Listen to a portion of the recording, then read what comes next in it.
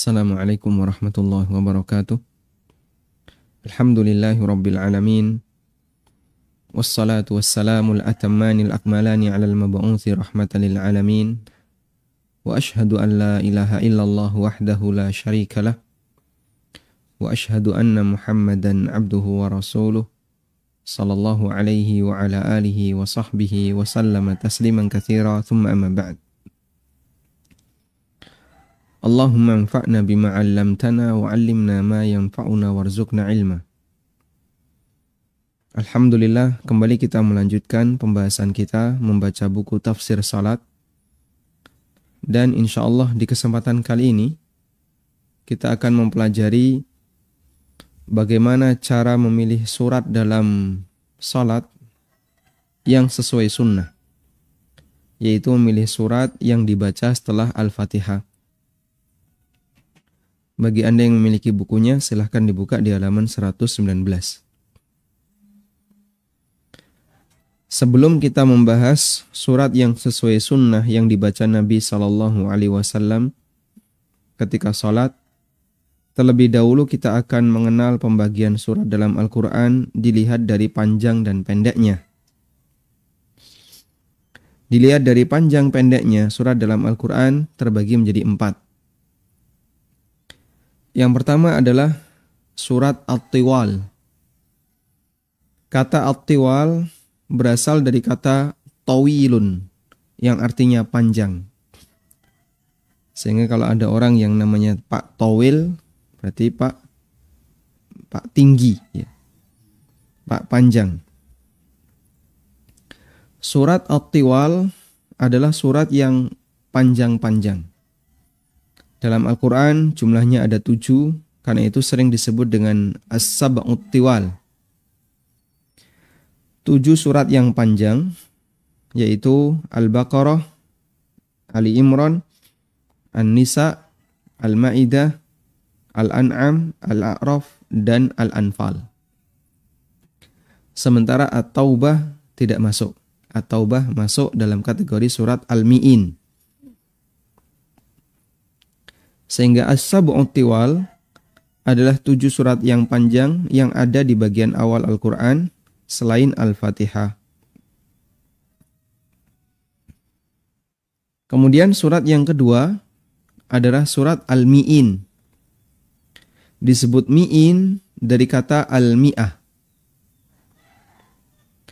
yang artinya angka 100.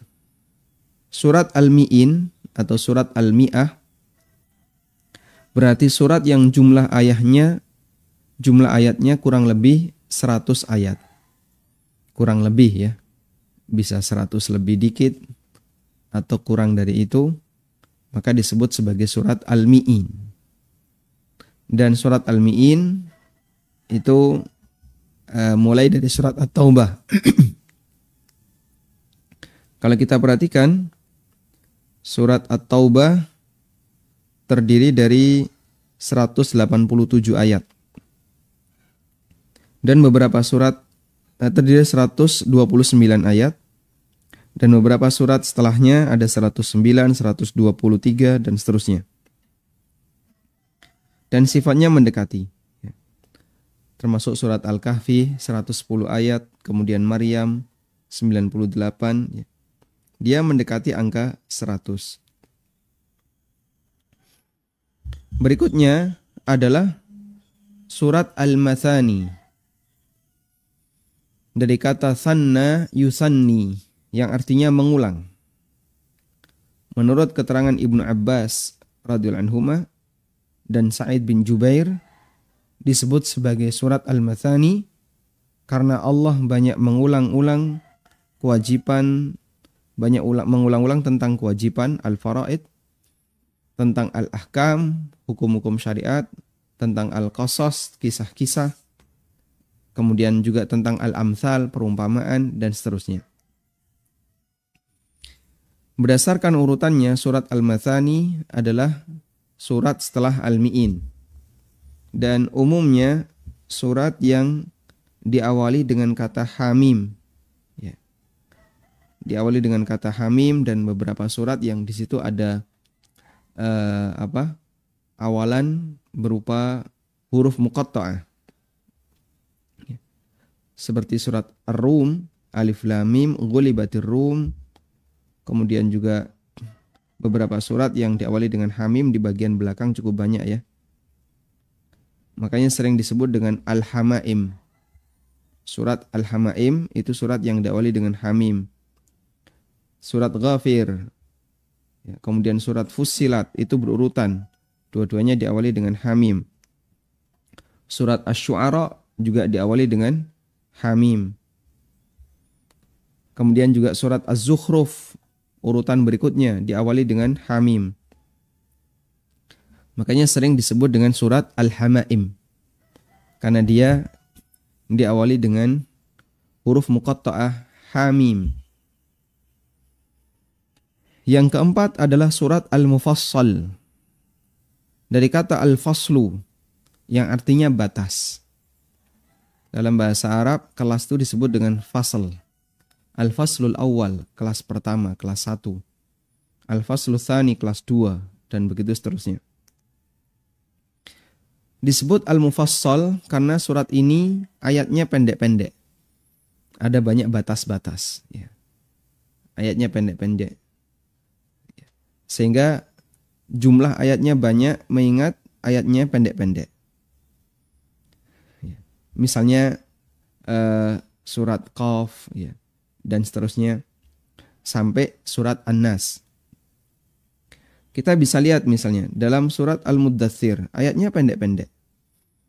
Ada satu ayat yang hanya terdiri dari 3 kata, tsumma abasa wa basar. Tsumma abasa wa basar. Terdiri dari 3 kata. Tsumma adbara wastakbar. Sehingga dia sangat pendek. Bahkan ada yang cuma terdiri dari 2 kata. Tsumma nadhar. Tsumma nadhar. Terdiri dari 2 kata. Dan pendapat yang paling kuat, surat Al-Mufassal dimulai dari surat Qaf. Dimulai dari surat Qaf hingga surat An-Nas. Ada khilaf di antara para ulama. Apakah surat Al-Mufassal itu, atau sejak mulai apa surat Al-Mufassal itu? Apakah sejak surat Al-Hujurat ataukah surat Qaf? Ulama beda pendapat. Dan dua-duanya ada di juz 26 ya. Ada yang mengatakan surat Al-Mufassal dimulai dari surat Al-Hujurat. Dan ada yang mengatakan surat Al-Mufassal dimulai dari Qaf. Dan Al-Hafidh Ibnu Katsir rahimahullah menyebutkan bahwa pendapat yang kuat tentang khilaf surat Al-Mufassal dimulai dari surat apa? Kata beliau yang kuat adalah dimulai dari surat Qaf sampai ke belakang hingga surat An-Nas. Kemudian dasar pembagian surat tadi yang ada 4, ini berdasarkan hadis dari Wathilah Ibn Asqa. Wathilah Ibn Asqa meriwayatkan bahwa Nabi SAW bersabda, "U'titu makanat Taurati as-sab'a." Aku diberi oleh Allah Subhanahu wa taala sebagai pengganti Taurat as-sab'a, 7 surat yang panjang-panjang. Berturut-turut ada di depan. Wa u'titu makanaz zaburi al-ma'in. Sedangkan aku diberi pengganti Zabur surat Al-Mi'in. Wa u'titu makanal Injil al-Mathani. Dan aku diberi pengganti isi Injil dengan surat Al-Mathani. Sehingga kandungan yang ada dalam Taurat banyak disebutkan oleh Allah di As-Sab'ut Tiwal, 7 surat pertama dalam Al-Quran. Kandungan yang ada dalam Zabur diberikan oleh Allah Subhanahu wa taala dalam surat Al-Mi'in.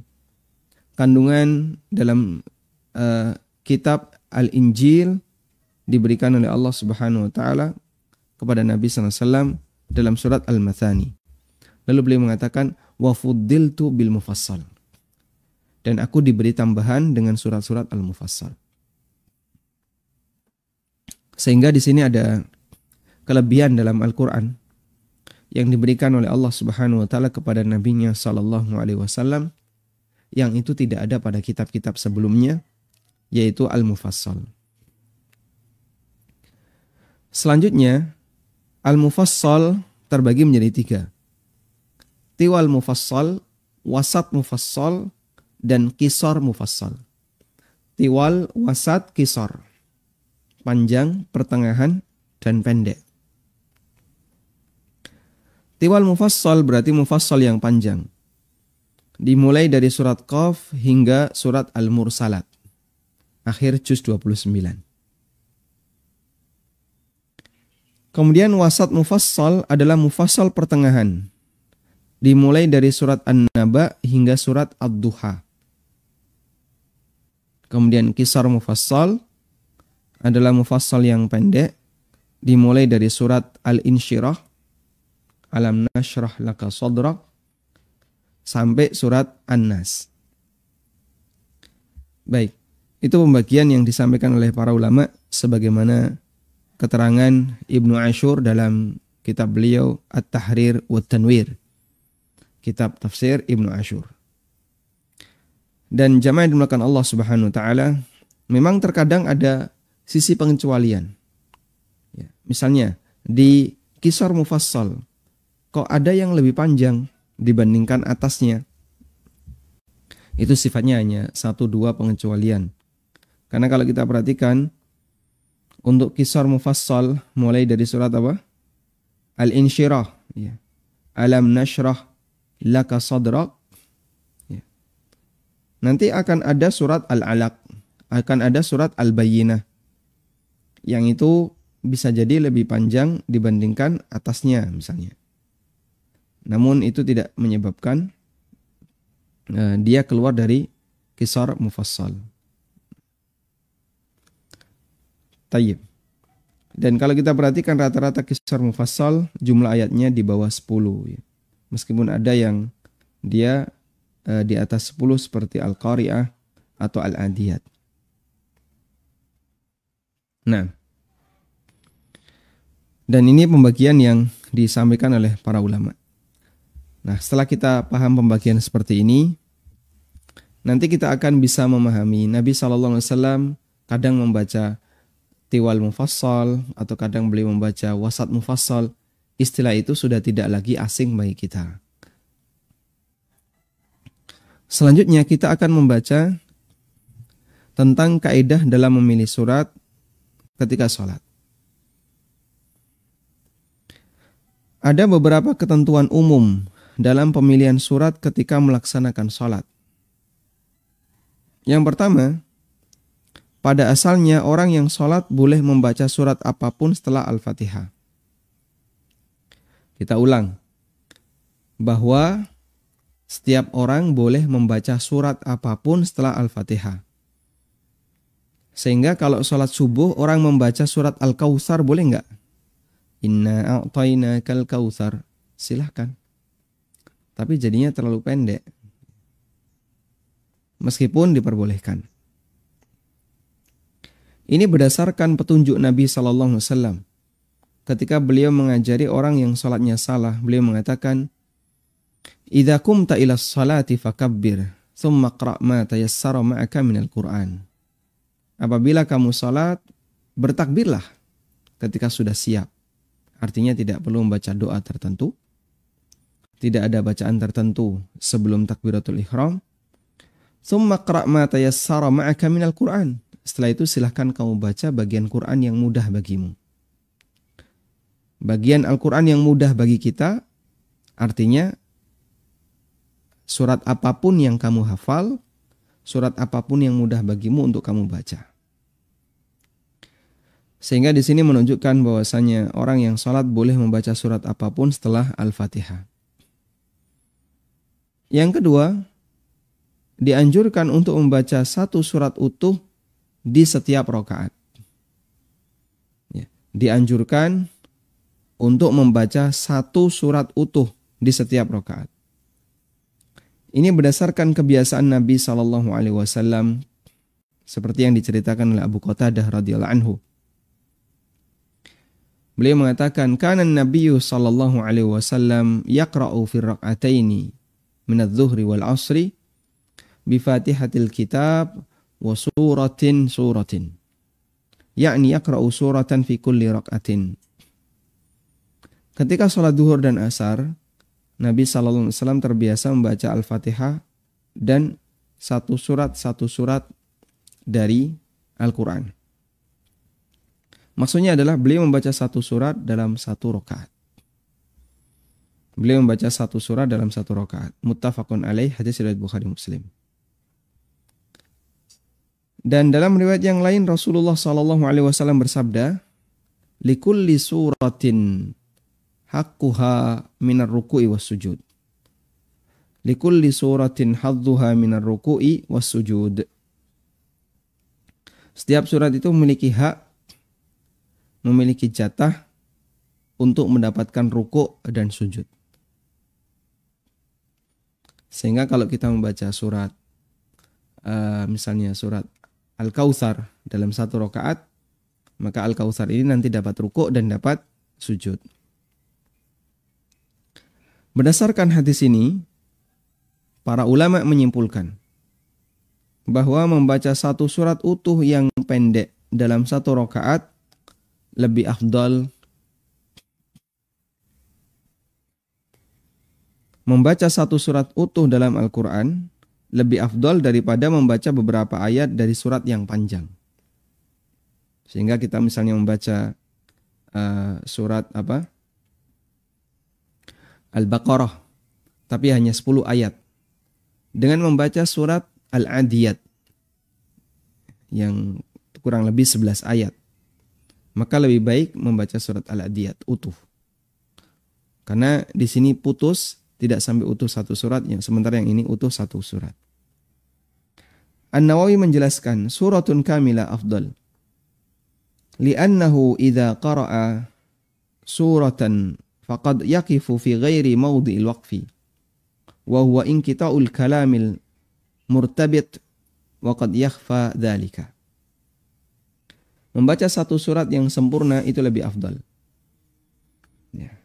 Karena jika dia membaca di sebagian surat, artinya dia baca surat yang panjang lalu dibaca cuma sebagian, faqad yaqifu fi ghairi mawdi'il waqfi. Bisa jadi dia berhenti di posisi ayat yang bukan tempat untuk diputus. Wa huwa inqita'ul kalam al-murtabit, sehingga dia memutus pembicaraan yang masih berkaitan. Nah, dia memutus pembicaraan, memutus pembahasan yang masih berkaitan, dan bisa jadi orang itu tidak tahu. Ya. Dan itu ma'ruf di kalangan para ulama, dan itu ma'ruf di kalangan masyarakat, di mana ada orang yang dia membaca surat, ya, panjang, namun cuma dibaca separuhnya saja, atau dibaca cuma beberapa ayat. Tayyib. Tapi terkadang begini ya. Sudah selesai, dibuka lagi, nah, dimatikan.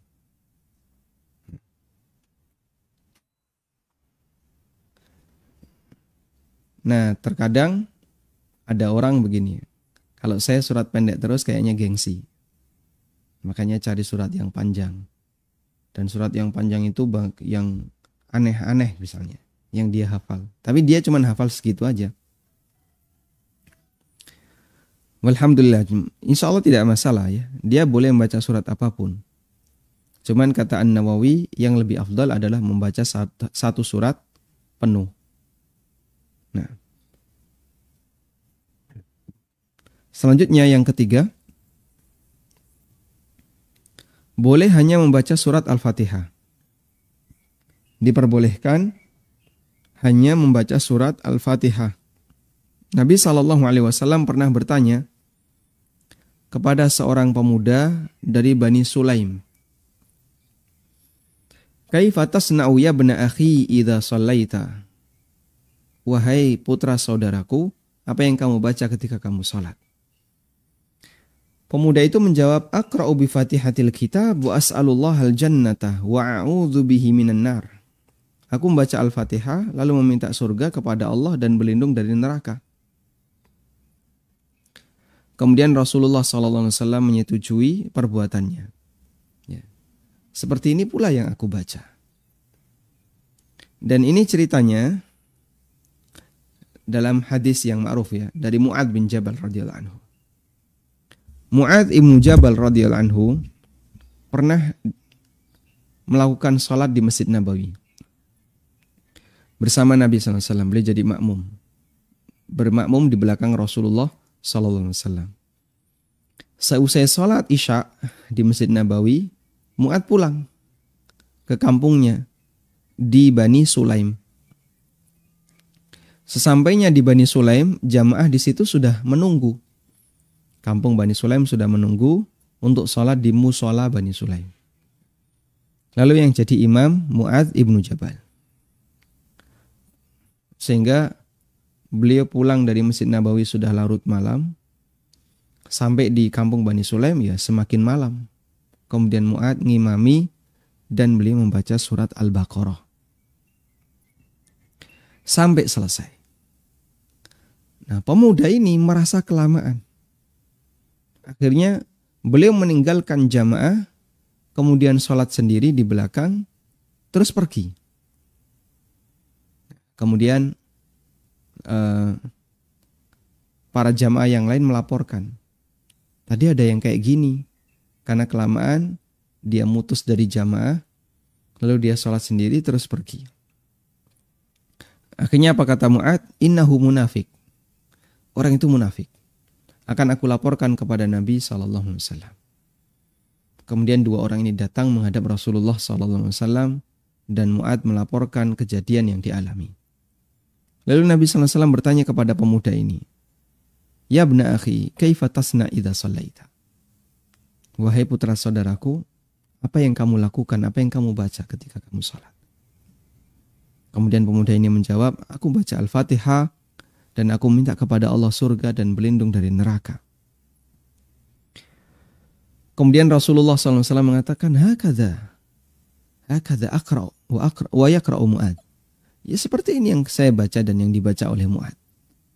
Artinya enggak ada yang kurang dari sholatmu. Sehingga sholatmu sah, tidak ada yang kurang dari sholatmu. Sehingga Nabi SAW menyetujui perbuatan ini. Ya. Yang itu dalil bahwasanya meskipun orang tidak membaca surat apapun, hanya Fatihah saja, sholatnya sah. Dan Mu'adz bahkan ketika itu dimarahi oleh Rasulullah SAW dan beliau mengatakan kepada Mu'adz, Afattanun anta ya Mu'adz. Kamu mau bikin kisruh wahai Mu'adz. Afattanun anta ya Mu'adz. Mau bikin kisruh wahai Mu'adz.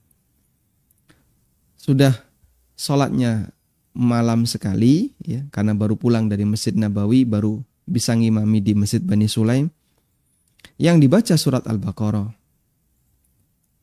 Padahal jamaah ada yang tua, ada yang sakit, ada yang punya kebutuhan. Sehingga Nabi SAW meminta kepada Mu'adz kalau sholat Isya ya yang proporsional. Kamu bisa baca surat Al-Insyiqaq, Idza as-sama'u syanqqat, atau surat-surat yang kanan kirinya.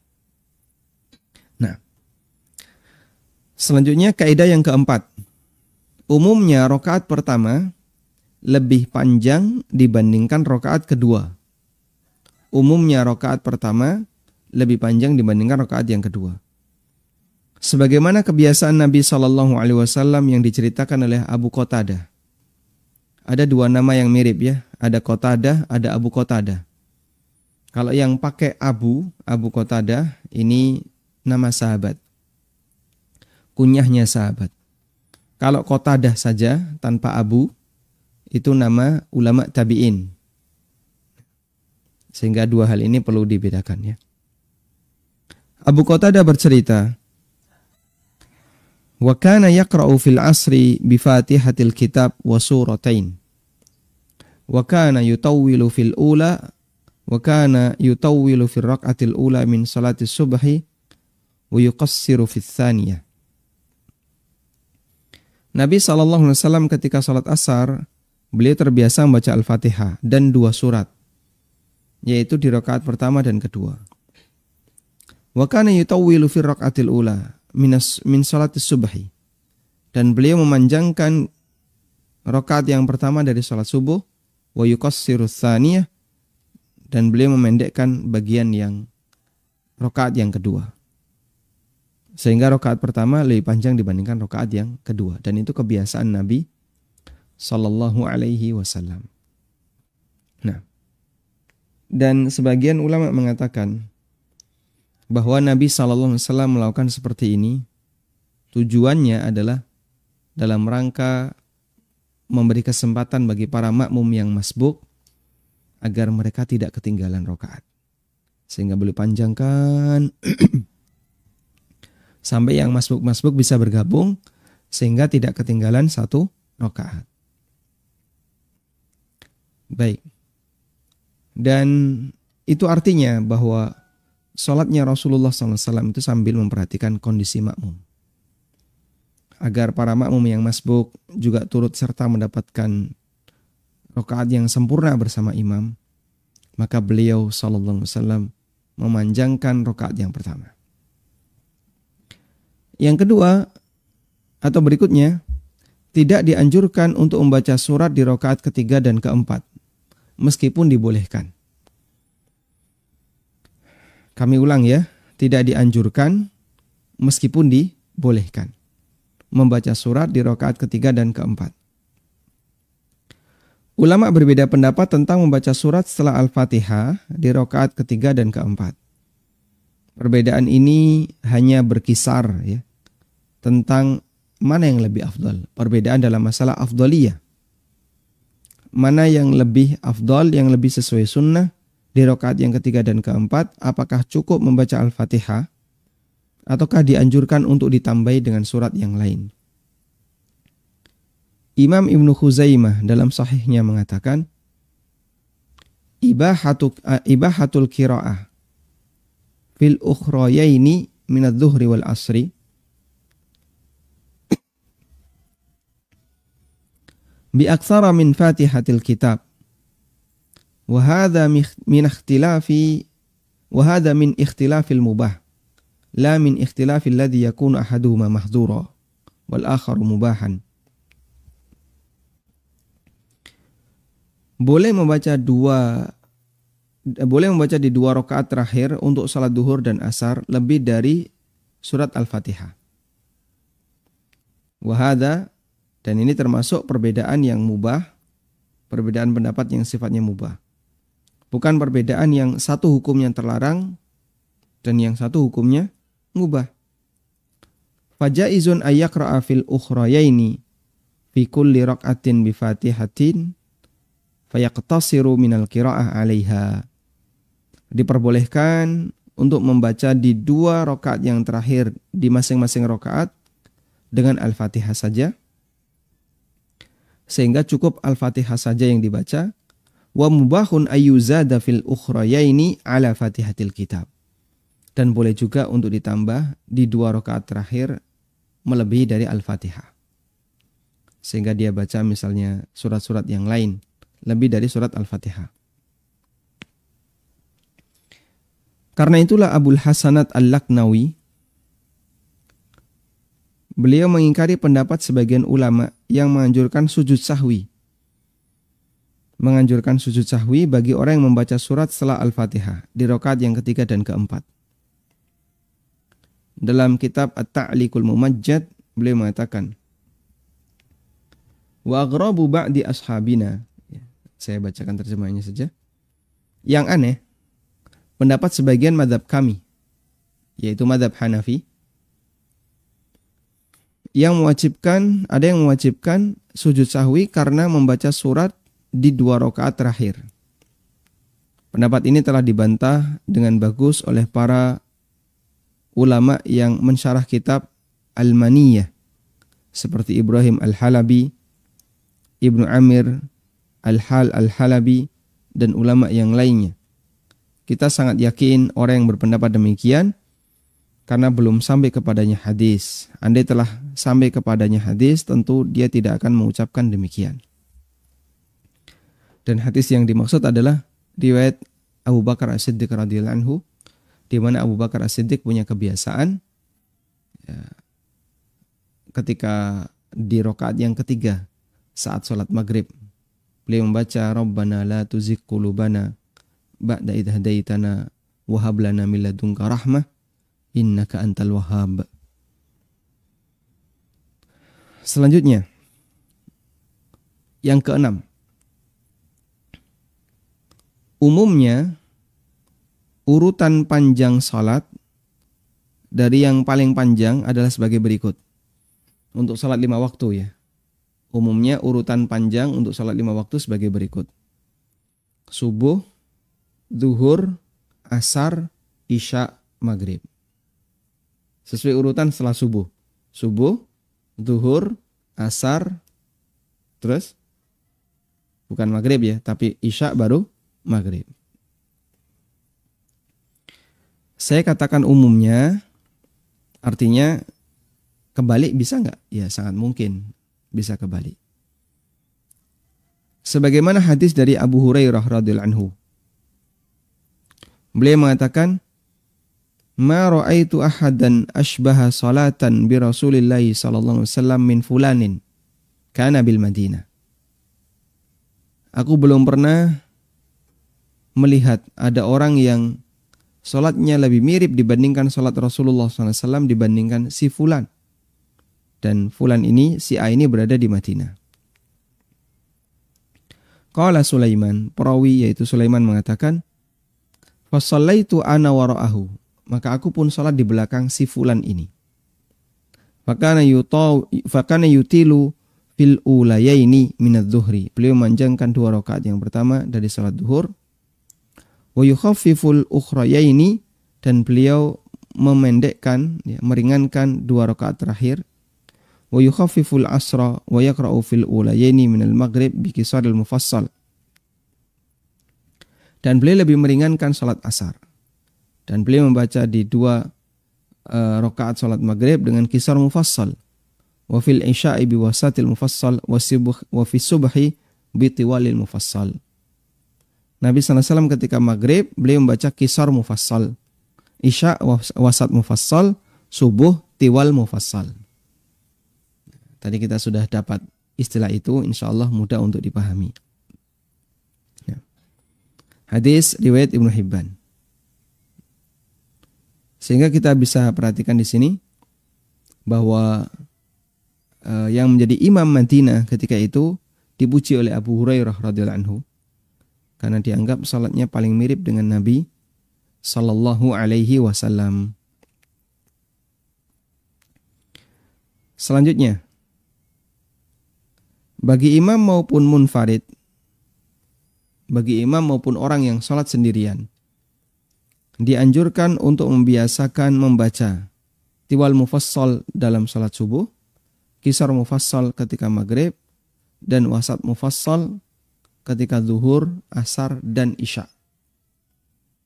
An-Nawawi mengatakan, qalu wa yustahabbu ay yaqra'a fi subhi bi tiwalil mufassal wa fi dhuhri bi qaribin min dhalika wa fil asri wal isya'i bi awsatihi wa fil maghribi bi qisarihi fa in khalafa wa qara'a bi atwala aw aqsar min dhalika jaza.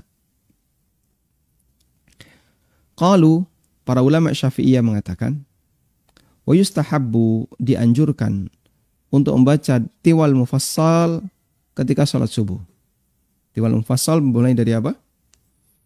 Mulai dari Qaf sampai surat Al-Mursalat, sampai akhir juz 29. Dan membaca surat yang mendekatinya ketika salat duhur, sehingga duhur lebih panjang dibandingkan asar. Wa fil asri wal isya, sementara untuk asyar dan isya yang dibaca adalah wasat mufassal. Sehingga zuhur itu membaca kurang lebih tiwal mufassal, sedangkan asar dan isya baca wasat mufassal. Wa fil maghrib bi qisarihi, sementara untuk maghrib baca kisar mufassal. Fa in khalafa, tapi kalau dia beda, ya, tidak mengikuti aturan ini, wa qara'a bi atwal au aksar, lalu dia membaca kadang panjang kadang pendek, tidak sesuai dengan posisinya, kata An-Nawawi, jaza, hukumnya diperbolehkan. Sehingga boleh membaca lebih panjang atau lebih pendek dari acuan baku di atas. Walhamdulillahirabbil alamin. Nah, ini keterangan An-Nawawi. Selanjutnya, bagian akhir dari pemilihan surat. Di sini saya sebutkan tentang bolehkah menggabungkan dua surat dalam satu rakaat. Umumnya Nabi SAW membaca satu surat dalam satu rakaat. Dan terkadang beliau membaca lebih dari satu surat dalam satu rakaat. Beberapa surat yang panjangnya semisal yang digabungkan oleh Rasulullah SAW dalam satu rakaat disebut oleh Ibnu Mas'ud dengan An-Nadhair. An-Nadhair artinya yang mirip. Surat An-Nadhair berarti surat yang mirip. Kata Ibnu Mas'ud radhiyallahu anhu, beliau mengatakan, laqad araftu an-nadhair allati kana an-nabiy sallallahu alaihi wasallam yaqrinu bainahunna. Sungguh saya tahu an-nadhair yang sering digabungkan oleh Nabi sallallahu alaihi wasallam. Fadzakara 20 suratan minal mufassali surataini fi kulli raqatin. Kemudian Ibnu Mas'ud menyebutkan ada 20 surat mufassal dan pasangan 2 surat di setiap satu rakaat. Nah, itu dirinci dalam riwayat yang lain. Kalau keterangan ini ada di riwayat Bukhari Muslim. Laqad araftu an-nadhair allati kana an-nabiy sallallahu alaihi wasallam yaqrinu bainahunna. Ini ada di riwayat Bukhari Muslim. Dalam riwayat yang lain ada di riwayat Abu Dawud dan dinilai sahih oleh Syekh Albani. Ibnu Mas'ud memberikan rincian. Kana yaqra'un nadhair as-surataini fi rak'atin. Nabi SAW membaca an-nadhair 2 surat fi rak'atin dalam 1 rakaat. Dalam 1 rakaat ya, bukan 2 rakaat, dalam 1 rakaat. Gandengannya apa saja? Ar-Rahman dengan An-Najm dalam 1 rakaat. Iqtarabatis sa'ah dengan Al-Haqqah dalam 1 rakaat. Saya tuliskan di bawah itu. Ar-Rahman dengan An-Najm 1 rakaat, Al-Qamar dengan Al-Haqqah 1 rakaat, At-Tur dengan Adz-Dzariyat 1 rakaat, Al-Waqiah dengan Al-Qalam 1 rakaat, Al-Ma'arij dengan An-Nazi'at 1 rakaat, Al-Mutaffifin dengan Abasa wa Tawalla dalam 1 rakaat, Al-Muddathir dengan Al-Muzammil dalam 1 rakaat, Al-Insan dan Al-Qiyamah juga demikian. Dan Nabi SAW menggabungkan antara Al-Mursalat dengan An-Naba. Dan beliau menggabungkan antara surat Ad-Dukhan dengan At-Takwir. Semuanya ada dalam 1 rakaat. Jadi pasangan-pasangan tadi dibaca oleh Nabi SAW dalam 1 rakaat. Masya Allah. Ini sunnah yang barangkali di masyarakat kita sudah tidak begitu dipedulikan ya. Maka jika Anda mampu mengerjakannya, silahkan dikerjakan. Mana yang mungkin untuk saya lakukan dari 10 gabungan ini, nanti Anda pilih dan silahkan dipraktekkan agar kita dianggap mengamalkan sunnah Nabi SAW walaupun sekali seumur hidup. Bagi Anda yang ingin menggabungkan 2 surat dalam 1 rakaat, dianjurkan untuk mengikuti pasangan seperti di atas. Ya. Al-Qamar dengan Al-Haqqah, Ar-Rahman dengan An-Najm, dan seterusnya. Meski boleh menggabungkan surat-surat yang lain sesuai yang diinginkan. Ya.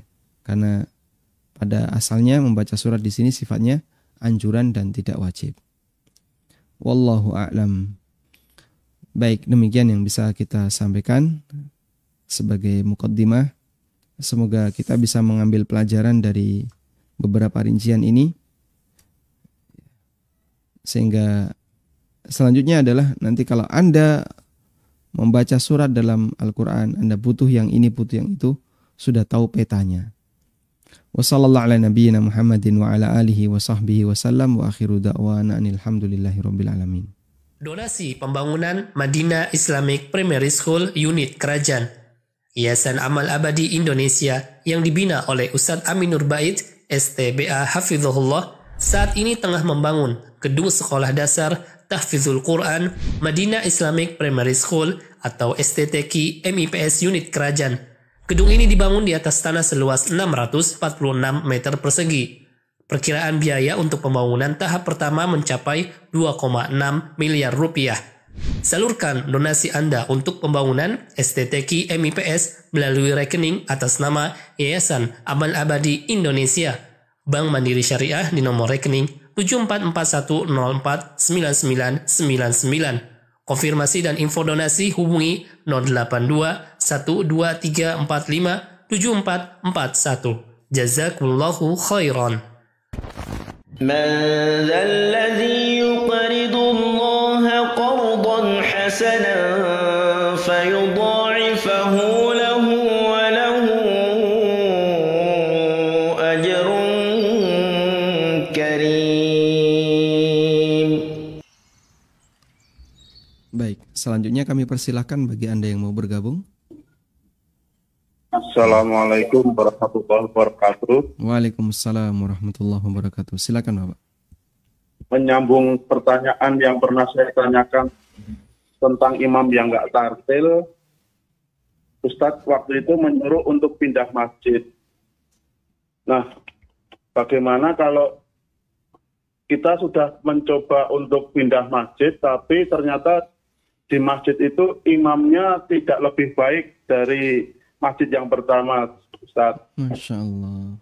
Terus apakah boleh kita ketika di masjid yang pertama tadi, sholat kita berniatnya munfarid?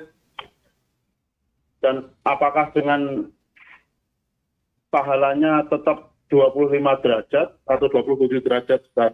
Sebelumnya, apakah tidak tartilnya itu sampai mengubah arti, Bapak?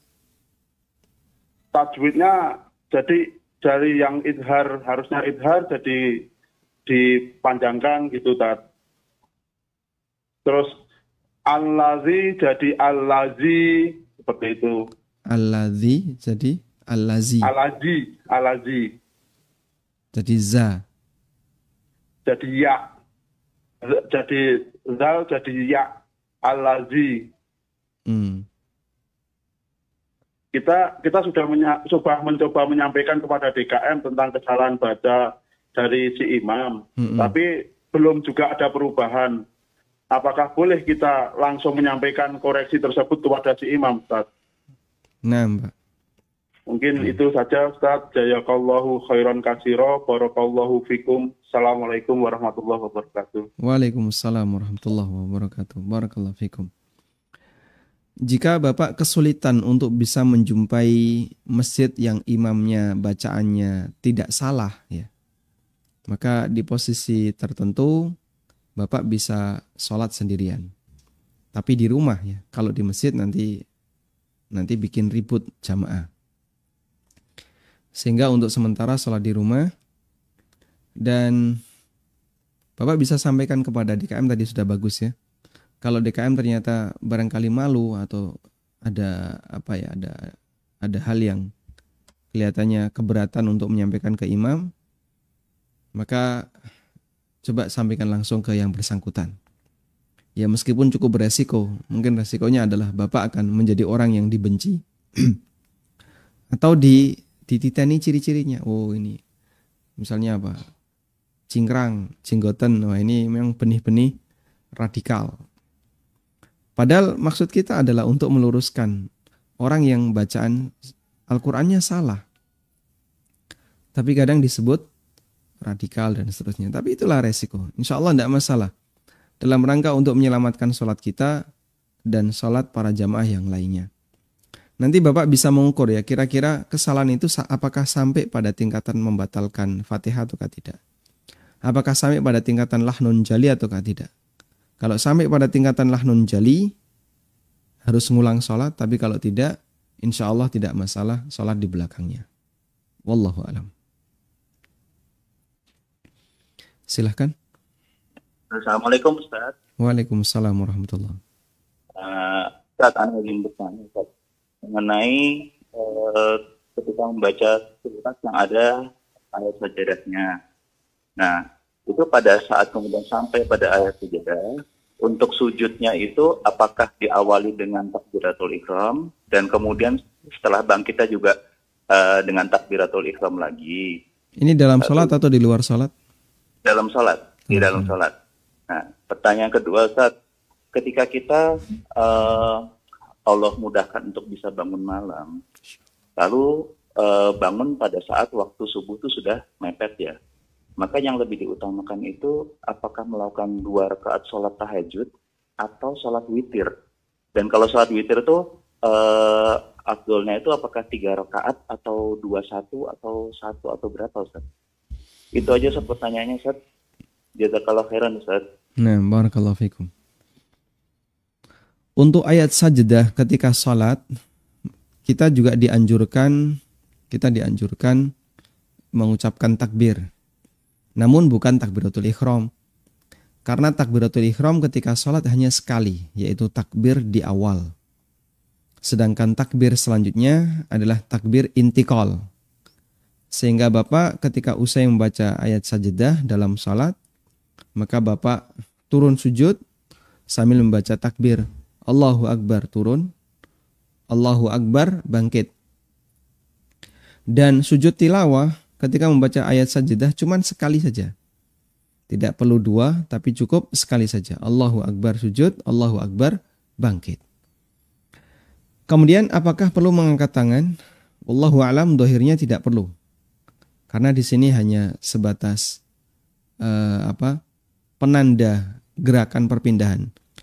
Dan diceritakan oleh Ibnu Umar radhiyallahu anhuma, kana Nabi sallallahu alaihi wasallam yukabbiru hina yahwi wa hina yarfa. Nabi sallallahu alaihi wasallam itu bertakbir setiap kali beliau naik dan turun dalam sholat. Tanpa ada keterangan kalau beliau mengangkat tangan. Sehingga dianjurkan untuk tetap membaca takbir, Allahu Akbar takbir lagi. Ya. Tapi tidak perlu mengangkat tangan. Nah, selanjutnya untuk mepet subuh ketika bangun malam. Apakah kita sholat tahajud ataukah langsung sholat witir? Jawabannya witir.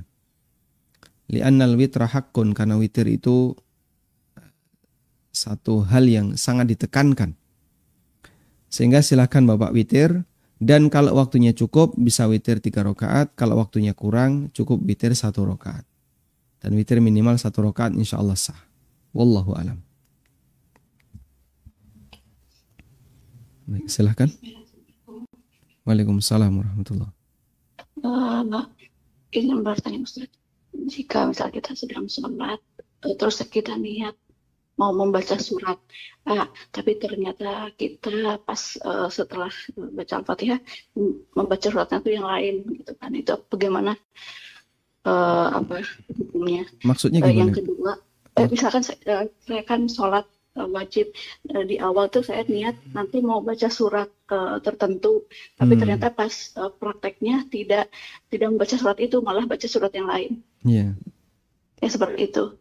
Yang kedua, Ustaz, di luar tema, misal jika ada kasus seorang suami punya teman wanita kerjanya setiap hari sering curhat masalah keluarga atau masalah apapun selama bertahun-tahun, sehingga menimbulkan rasa suka dari antara mereka, gitu kan Ustaz, misalkan hingga ada hubungan misalkan, gitu kan, saling suka. Nah, dan si istrinya tahu karena temannya itu adalah temannya juga, gitu kan. Bolehkah Ustadz, misalkan apakah mereka ada menzolimi si istri tersebut, dan bolehkah si istri tidak mempermasalahkannya di dunia, tapi meminta Allah supaya nanti diganti di akhirat, meminta pertanggungjawabannya nanti di akhirat kepada si suami ataupun si perempuan tersebut, gitu sih Ustadz. Wanita ini apakah wanita ini sudah berkeluarga juga ya? Tidak, masih lajang sih, hanya usianya sudah lumayan di usia 40 tahunan, gitu kan. Tapi masih belum menikah, seperti itu. Baik. gitu. Tapi dia tahu kalau memang itu karena kita sama-sama teman, maksudnya sudah sama-sama saling tahu gitu. Nah, boleh kasih istri yang pertama menasihati perempuan tersebut, yang kedua boleh kasih istri menuntutnya di akhirat kelak gitu kan, karena tidak mau menuntut atau mempermasalahkan di dunia gitu kan. Itu Ustadz yang jadi pertanyaan. Terima kasih Ustadz, itu aja. Assalamualaikum. Waalaikumsalam warahmatullahi wabarakatuh. Bolehkah kita pindah niat niat baca surat jadinya? Atau beda dengan niat membaca surat yang berbeda dengan niatnya? Sehingga misalnya ketika Anda sholat punya niat nanti saya akan membaca surat Al-Baqarah. Ya. Prakteknya baca surat Al-Kautsar. Inna a'tainakal kautsar.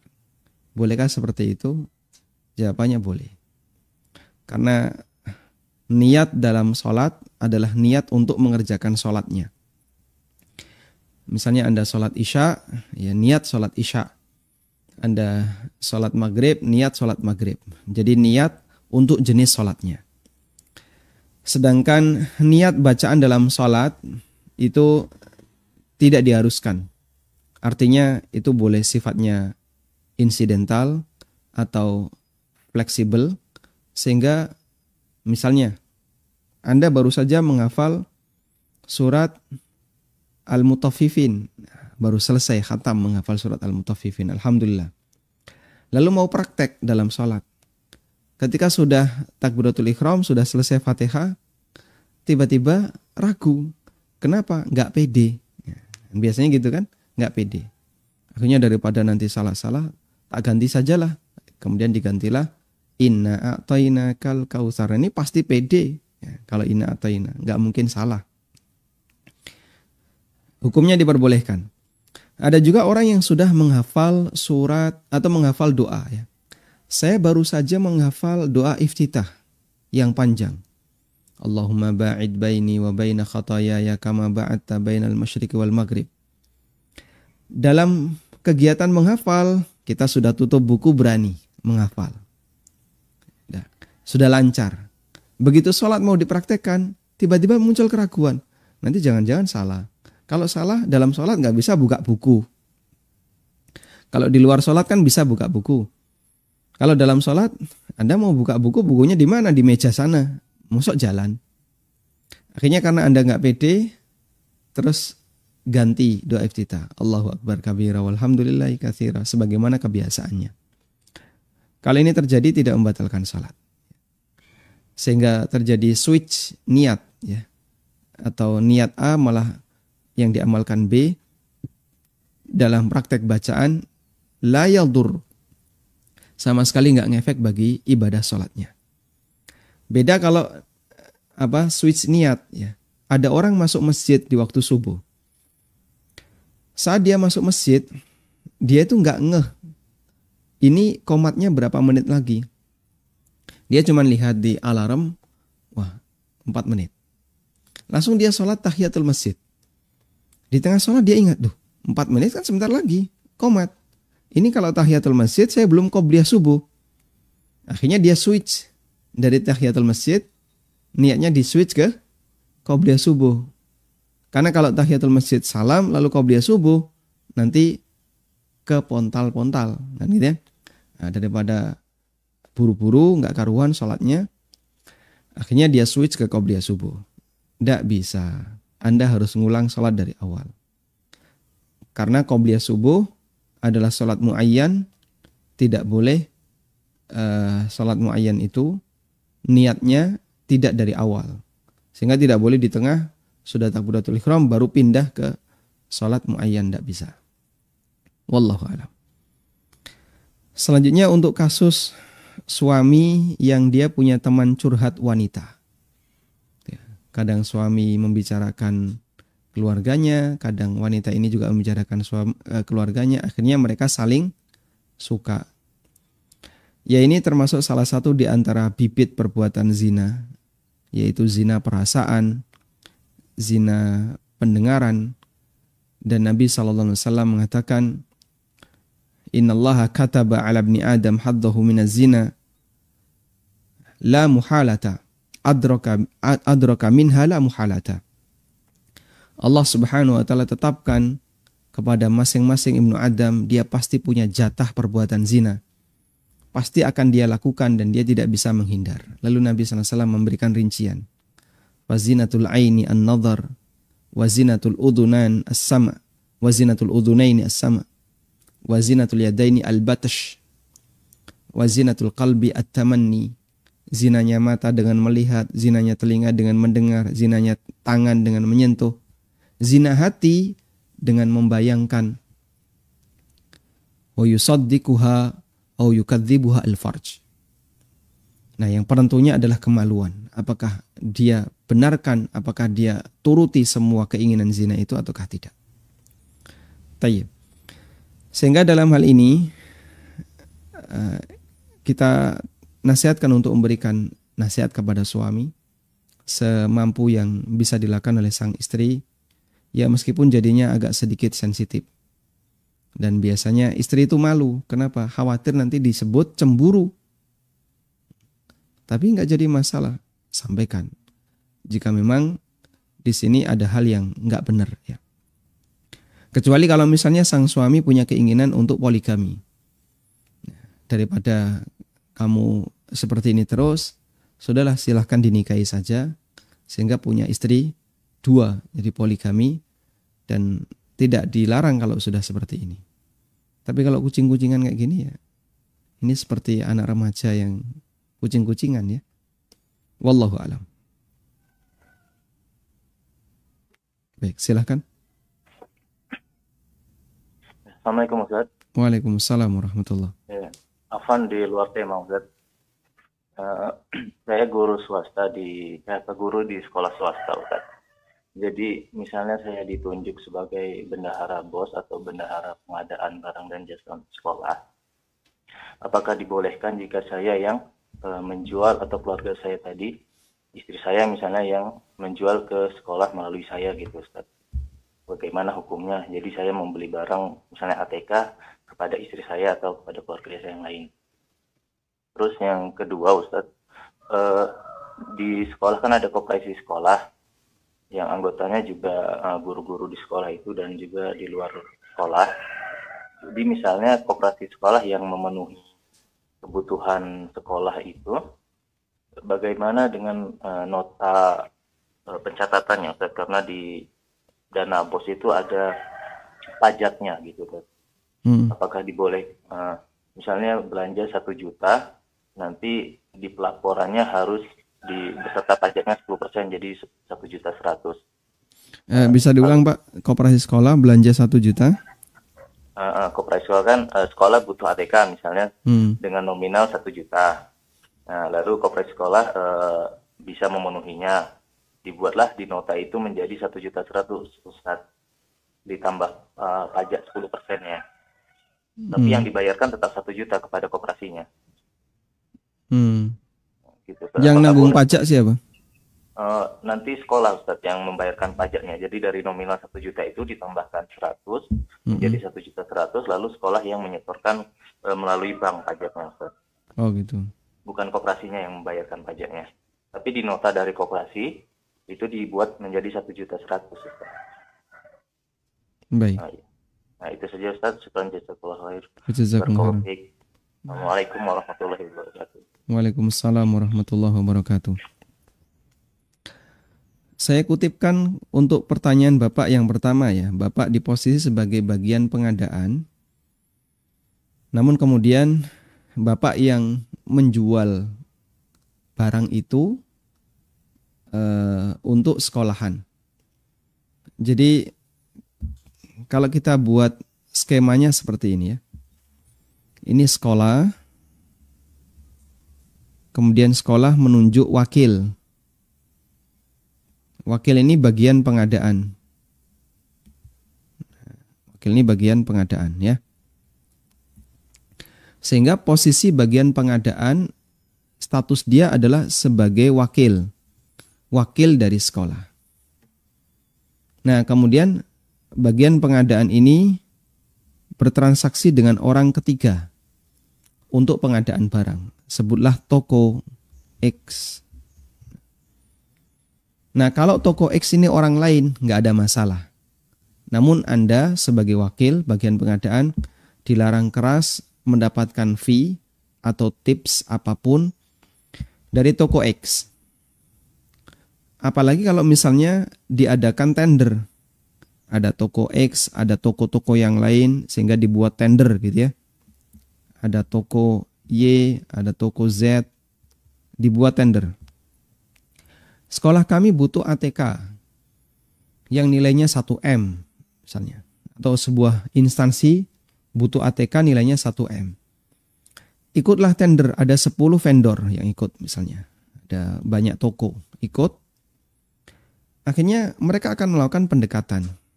Terus dibuat perjanjian. Siapa bisa ngasih berapa, nanti akan saya loloskan. Kemudian toko Z berani, Pak, saya siap ngasih 10%. Toko X 5%, toko-toko yang lain di bawah 10%. Ada kabulkan toko Z. Seperti ini jelas dosa besar dan bahkan itu juga kriminal di Indonesia. Masuk dalam kategori gratifikasi atau suap atau yang lainnya. Dan itu masuk bagian tindak pidana kriminal. Penyuapan atau gratifikasi. Hukumnya dilarang. Selanjutnya, bagaimana jika toko ini adalah milik Anda? Toko ini milik Anda. Sehingga ada satu toko, yaitu toko X. Toko milik A atau keluarganya A, ya, B. Jadi wakilnya di sini A, ya. Toko milik A atau keluarganya A dan yaitu B. Jadi hubungan A dengan B, A dengan B ini adalah orang yang persaksiannya tidak diterima.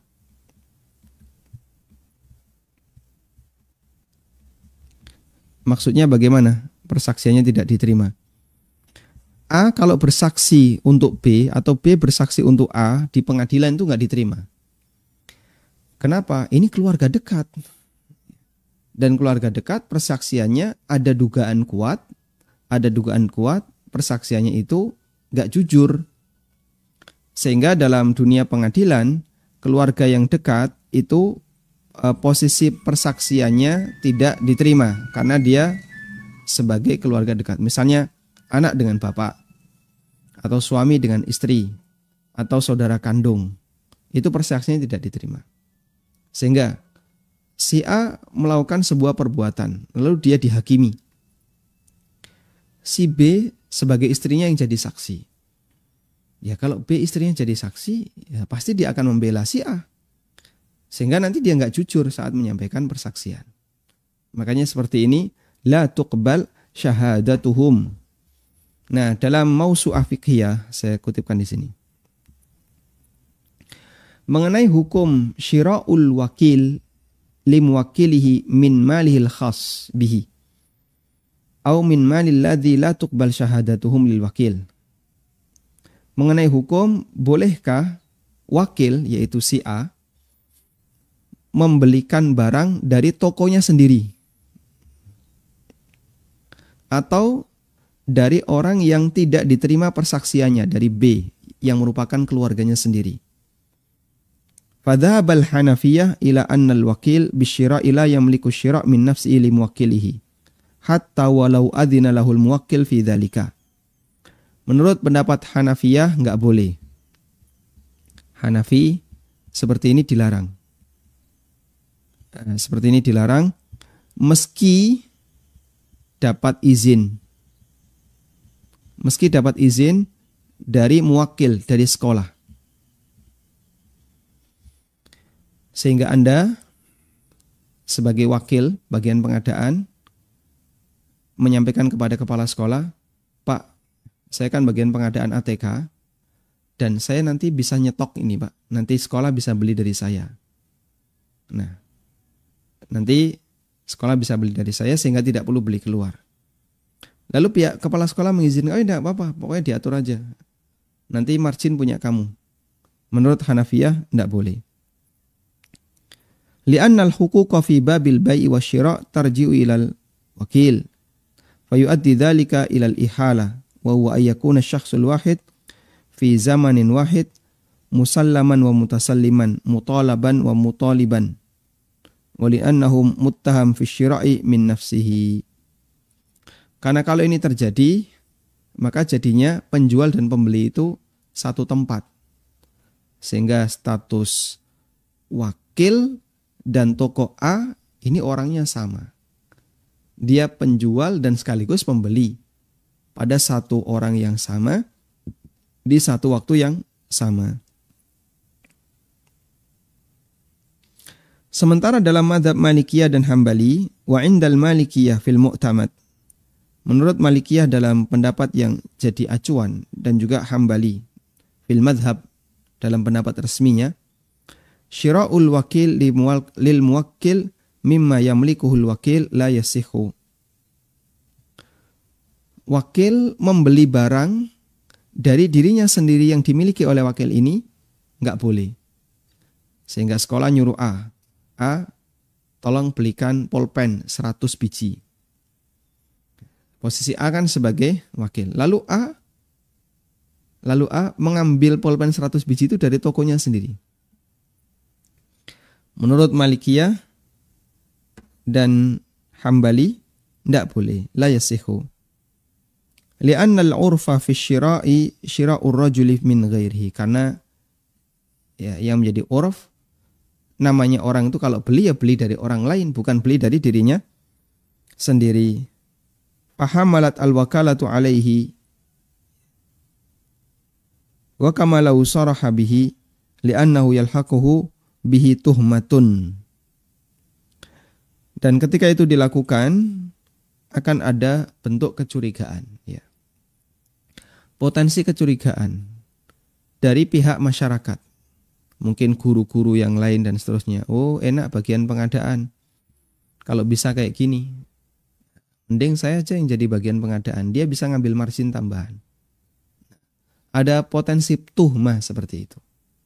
Nah, ketika ada potensi tuhmah seperti itu, maka orang akan menilai iki mesti mbati, gitu ya.